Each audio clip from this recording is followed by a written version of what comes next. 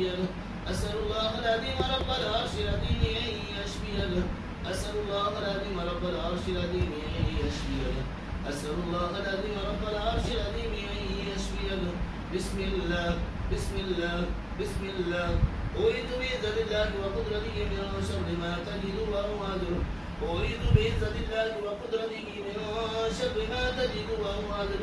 أعوذ بعزة الله وقدرته من شر ما تجد وأحاذر. أعوذ بعزة الله وقدرته من شر ما تجد وأحاذر. أعوذ بعزة الله وقدرته من شر ما تجد وأحاذر. أعوذ بعزة الله وقدرته من شر ما تجد وأحاذر. أعوذ بعزة الله وقدرته من شر ما تجد وأحاذر. اللهم أذهب البأس رب الناس واشف أنت الشافي لا شفاء إلا شفاؤك شفاء لا يغادر سقما.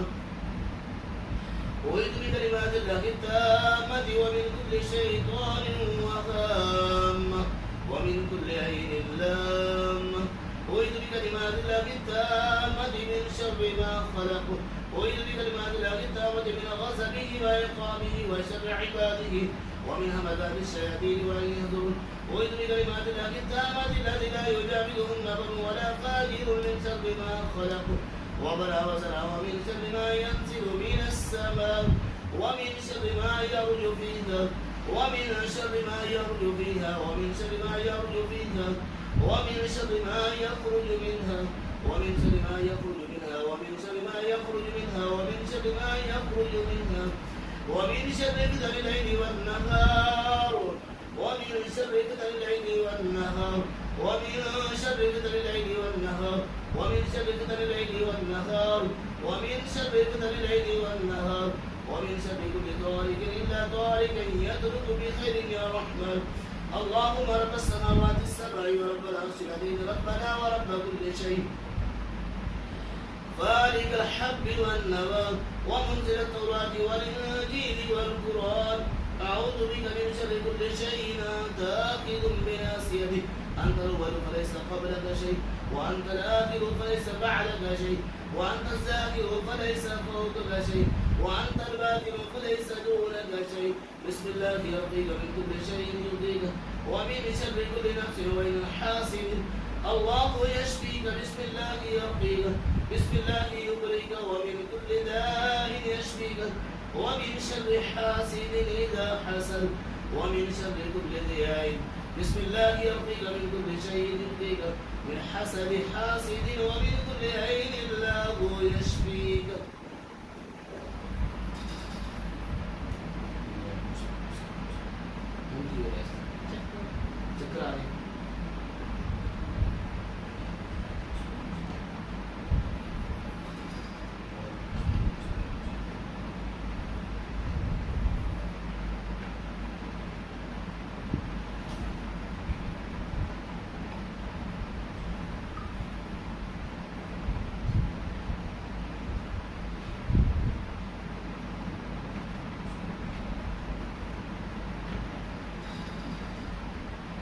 أعوذ بالله السميع العليم من الشيطان الرجيم من حمده ونفخه ونفسه. بسم الله الرحمن الرحيم. الله لا إله إلا هو الحي القيوم لا تأخذه سنة ولا نوم له ما في السماوات وما في الأرض. من ذا الذي يشفع عنده إلا بإذنه يعلم ما بين أيديهم وما خلفهم ولا يحيطون بشيء من علمه إلا بما شاء وسع كرسيه السماوات والأرض ولا يؤوده حفظهما وهو العلي العظيم. لا إكراه في الدين قد تبين الرشد من الغي فمن يكفر بالطاغوت ويؤمن بالله فقد استمسك بالعروة الوثقى لا انفصام لها والله سميع عليم. الله ولي الذين آمنوا يخرجهم من الظلمات إلى النور. الله ولي الذين آمنوا يخرجهم من الظلمات إلى النور. الله ولي الذين آمنوا يخرجهم من الظلمات إلى النور. الله ولي الذين آمنوا يخرجهم من الظلمات إلى النور. الله ولي الذين آمنوا يخرجهم من الظلمات إلى النور. الله ولي الذين آمنوا يخرجهم من الظلمات إلى النور. الله ولي الذين آمنوا يخرجهم من الظلمات النور إلى النور إلى النور إلى النور. الله ولي الذين آمنوا يخرجهم من الظلمات إلى النور، والذين كفروا أولياءهم الطاغوت يخرجونهم من النور إلى الظلمات أولئك أصحاب النار هم فيها خالدون. أعوذ بالله السميع العليم من الشيطان الرجيم من همزه ونفخه ونفسه. وأوحينا إلى موسى أن ألقي عصاك فإذا هي تلقف ما يأفكون فوقع الحق وبدل ما كانوا يعملون فضربوا هنالك وانقلبوا صاغرين وألقي السحرة ساجدين قالوا آمنا برب العالمين رب موسى وهارون رب موسى وهارون رب موسى وهارون. أعوذ بالله السميع العليم من الشيطان الرجيم من همزه ونفخه ونفسه. وقال فرعون ائتوني بكل ساحر عليم وقال فرعون ائتوني بكل ساحر عليم وقال فرعون ائتوني بكل ساحر عليم. فلما جاء السحرة قال لهم موسى ألقوا ما أنتم ملقون فلما ألقوا قال موسى ما جئتم به السحر إن الله سيبدله إن الله سيبدله إن الله سيبدله إن الله سيبدله إن الله سيبدله إن الله سيبدله إن الله سيبدله إن الله لا يصلح عمل المفسدين ويحق الله الحق بكلماته ولو كره المجرمون. أعوذ بالله السميع العليم من الشيطان الرجيم من همزه ونفخه ونفسه. قالوا يا موسى إما أن تلقي وإما أن نكون أول من ألقى قال بل ألقوا فإذا حبالهم وعصيهم يخيل إليه من سحرهم أنها تسهر فأوجس في نفسه خيفة موسى قلنا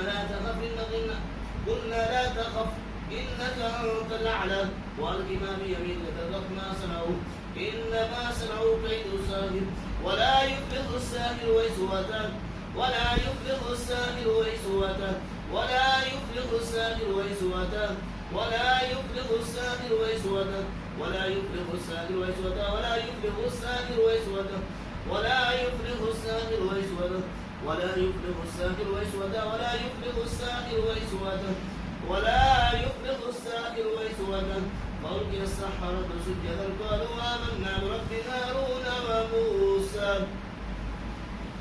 أعوذ بالله السميع العليم من الشيطان الرجيم من همزه ونفخه ونفسه. بسم الله الرحمن الرحيم. والصافات صفا فالزاجرات زجرا فالتاليات ذكرا إن إلهكم لواحد رب السماوات والأرض وما بينهما ورب المشارق إنا زينا السماء الدنيا بزينة للكواكب وحفظا من كل شيطان مارد وحفظا من كل شيطان مارد وحفظا من كل شيطان مارد. لا يستمعون إلى الملأ الأعلى ويكذبون من كل جانب دحورا ولهم عذاب واصب إلا من خطف الخطفة فأتبعه شهاب ثاقب إلا من خطف الخطفة فأتبعه شهاب ثاقب إلا من خطف الخطفة فأتبعه شهاب ثاقب. أعوذ بالله السميع العليم من الشيطان الرجيم من همزه ونفخه ونفسه. وننزل من القرآن ما هو شفاء ورحمة للمؤمنين ولا يزيد الظالمين إلا خسارا. وننزل من القرآن ما هو شفاء ورحمة للمؤمنين ولا يزيد الظالمين إلا خسارا. وننزل من القرآن ما هو شفاء ورحمة للمؤمنين ولا يزيد الظالمين إلا خسارا. الله أكبر الله أكبر الله أكبر الله أكبر. أشهد أن لا إله إلا الله أشهد أن لا إله إلا الله أشهد أن محمدا رسول الله أشهد أن محمدا رسول الله. حي على الصلاة حي على الصلاة حي على الفلاح حي على الفلاح. الله أكبر الله أكبر لا إله إلا الله. اللهم صل على محمد وعلى آل محمد كما صليت على إبراهيم وعلى آل إبراهيم إنك حميد مجيد. اللهم بارك على محمد وعلى آل محمد كما باركت على إبراهيم وعلى آل إبراهيم إنك حميد مجيد.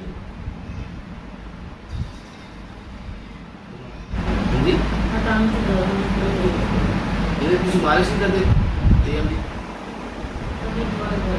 कभी तो नहीं ना किसी का रूटीन बनो अपना तेल की रोजाना डेली मालिश करो और दूसरा मेरी तो पता नहीं समझा रहे वो हर 2 दिन के बाद करना लाजमी बल्कि उनके गर्मियाँ ने रोज़ ही नहाना होता बंदे पानी बाल के नहा ले लो रोज़ की पाबंदी करो। ये 2 चीज़ें तो बहुत ज़रूरी है ना मेरे पते ना गुसल और तेल की मालिश दूसरा खावा पी रहे तो से मेरा फायदा है नींबू पाले तो बहुत सारा नींबू पाले करो शहद पाले करो तो फायदे ही पैदा होगा इंशाल्लाह। अल्लाह सभी को बच्चों को नमाज की पाबंदी कराओ सारे बच्चे इंशाल्लाह।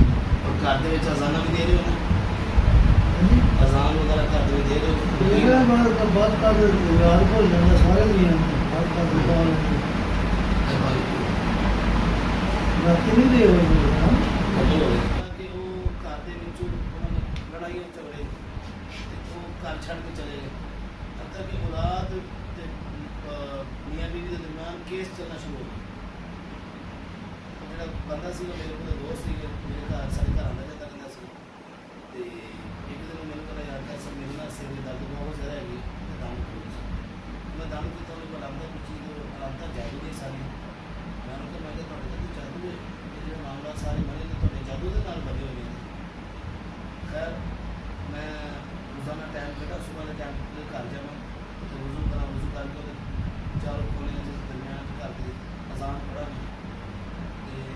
मेरे ख्याल है 5वां दिन से उन्होंने अदालत सुलह जज ने सुलह करवा दी और दूसरे घर गया उन्होंने सारी लगी हुई मैं तो है ये सारी सुलह हो गई इसी घर आ गई मसला जेड़े बाप बेटा औलाद और मियाँ बीवी कतल तक एक दूसरे से गए हुए अलहमदुलिल्लाह अल्लाह ताला ने उन्होंने जादू ख़त्म किया और माशाल्लाह बिल्कुल खुशी घर अपनी अज तक बस नहीं और इन्ना माशाल्लाह तजर्बा है अजान का बहुत अच्छा तरीका अजान क्योंकि शैतान वास्ते तो अजान इस तरह है कि जिस तरह उन्होंने पीछे मिसाइल चला दूँगा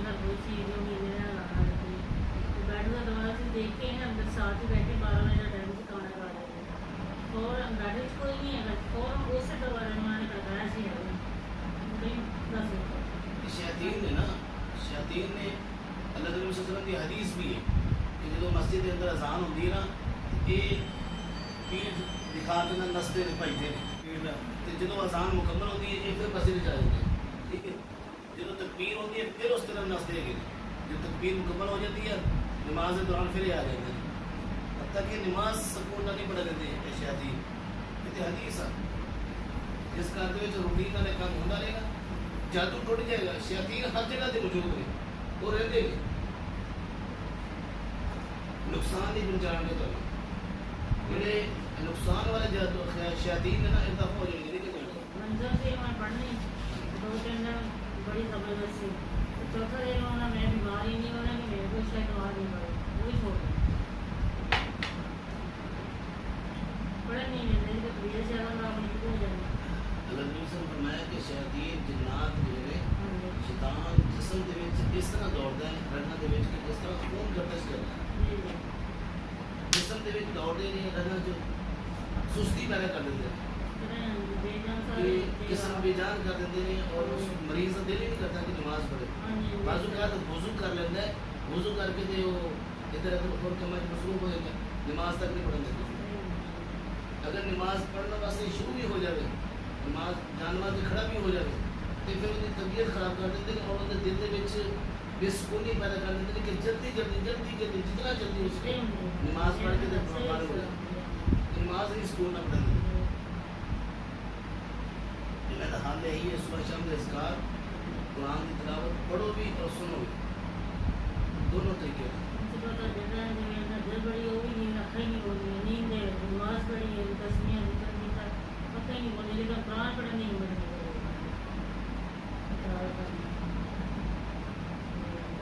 सुबह तहज्जुद का टाइम उठने वास्ते बेहतरीन अमल है कि रात को इशा की नमाज पढ़ के और सोन के अज़कार मुकम्मल करके आयतुल कुर्सी आखिर दिन कुल और जी अपन नमाज तो बाद के अज़कार खरीदे ना सुभान अल्लाह अल्हम्दुलिल्लाह अल्लाहु अकबर ये मुकम्मल पढ़ के सो सुबह जो असी उठांगे तो बिल्कुल बेसकून मतलब सुकून ना उठांगे। बल्कि हदीस भी अल्लाह के रसूल की बेटी के लिए ना तो एक दफ़ा अल्लाह के रसूल ने बोलाई और क्या मैनू माले गनीमत के एक लौंडी दो काम करने वास्ते मैं कम कर करके थक जाएंगी। अल्लाह के रसूल ने फरमाया कि मैं तुम्हें एक ऐसा अमल ना बता रहा कि जब तू अमल करेगी तो तेरी थकावट बिल्कुल ख़त्म हो जाएगी। हाँ तो फिर अल्लाह के रसूल ने अहमद दस्सी के 33 मरतबा सुभान अल्लाह 33 मरतबा अल्हम्दुलिल्लाह और 34 मरतबा अल्लाहु अकबर इशा की नमाज के बाद सोने से पहले अगर एक अमल करके सोएंगी जितनी मर्जी थकावट होगी तेरे जिस्म से अल्लाह ताला उस थकावट को दूर कर देगा और तेरे जिस्म में सुकून करेगा। 8 साल पहले जब मैं मसला शुरू हुआ ना घर के अंदर गए हैं 27 रात लेके इसमें जान बच्ची छोटी सी मैं तो सुनता है नहीं बच्ची वो तो रात तक आ रही थी अंदर ते जी सी यार तुझे जागना सी बेटी ने के ना नखबा लगा छोटी बेटी मेरी है साल 1.5 साल की मैं फीडर है मैंने 2-3-4 बेटी बेटी इस जमीन ने मुझे जिस तरह मैंने नहीं जलजला आ गया कहने नहीं मेरे वास्ते ज़मीन को हो जा रही है पानी पानी कर रही बस 208-9 साल इस तरह होनी मैं नींद सुती हूँ इस तरह भी हाथ दे पकड़ के मैं इस तरह कर दूँगा मैं उठ के बैठ जाना पानी पानी पानी पी काफ़ी देर पानी 8-9 साल बाद एक मसला जरा मम्मी कभी दोबारा लेकिन वो तो आए दिन तीसरे दिन हॉस्पिटल लेके गए मैं रात में जब रस्ते तक भी बिजली पानी इस तरह का मसला है जिनको काम शुरू होता है पानी वाला दम वाला पानी नहीं काट के रखो कभी भी पी और बचन नहीं पीना।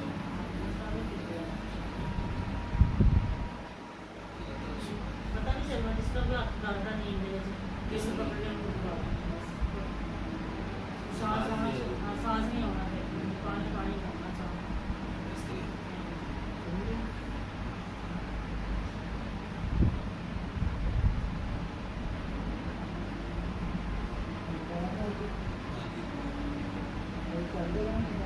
हाँ जी पैदा हो रहे हैं ना